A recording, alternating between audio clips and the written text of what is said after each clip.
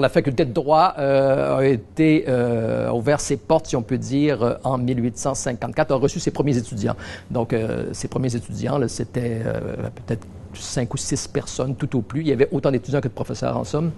Donc, et ça a pris beaucoup de temps avant que la faculté se développe réellement, pour la bonne et simple raison qu'on pouvait accéder au barreau sans passer par l'université, tant et si bien que les étudiants trouvaient plus simple fréquemment de faire une caricature et de ne pas venir chercher donc de diplôme universitaire. Par la suite, et comme je vous l'ai dit, c'est un processus assez lent, de plus en plus les étudiants vont s'inscrire parce que ça leur permet de raccourcir leur période de caricature, donc vont passer par l'université. L'enseignement pour une période, je dirais, qui va de 1854 jusqu'au moins la toute fin de la Seconde Guerre mondiale, donc 1945, est donné essentiellement par des praticiens du droit, avocats, notaires et des juges. Donc, il n'y a pas de professeur de carrière. Et même le doyen est un praticien du droit, un juge généralement à cette époque-là.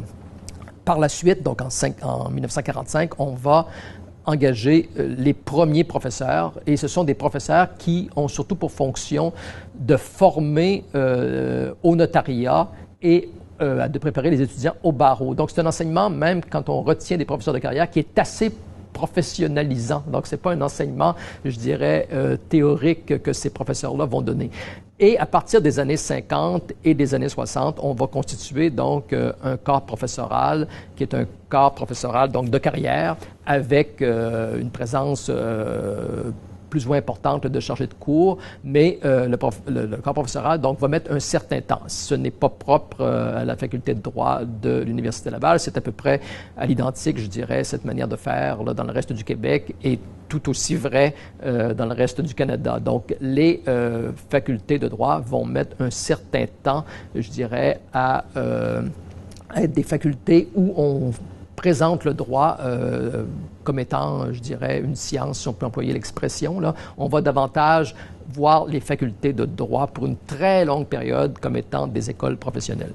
Tant et si bien que la première génération de professeurs de carrière qui va exister, donc fin des années 50 et durant les années 60, ces professeurs-là vont souvent se donner comme mission de constituer une doctrine en droit, donc droit public peut-être d'abord et avant tout, et droit privé aussi. Il y avait une doctrine, évidemment, antérieurement à ça, mais c'était une doctrine qui était faite, je dirais, par des praticiens qui réussissaient dans leur temps libre à élaborer des ouvrages qui parfois ont été des ouvrages fort importants.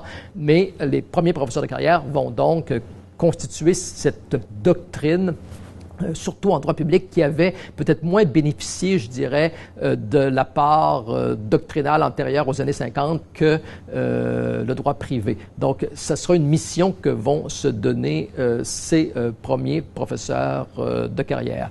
Et à l'époque, donc, pour diverses raisons, parce que la société québécoise va changer rapidement, donc au cours des années 60, c'est une période donc, où les facultés de droit vont avoir de la difficulté jusqu'à un certain point à fonctionner parce que le nombre de professeurs est encore réduit, le nombre d'étudiants est très élevé.